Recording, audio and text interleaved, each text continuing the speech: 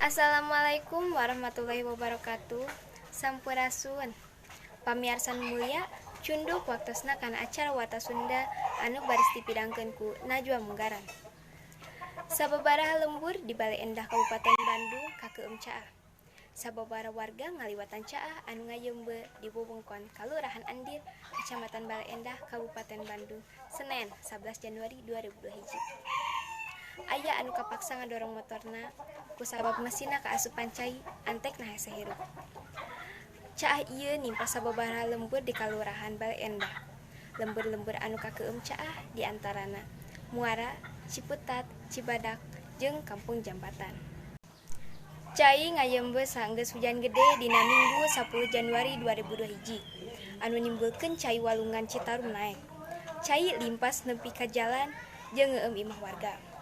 Pamiarsan mulia, mung sakitu anu dipikahatur ku program acara Warta Sunda, wilujeng patepang deui di lain waktos. Simkuring Najwa Munggaran amit mundur. Wassalamualaikum warahmatullahi wabarakatuh.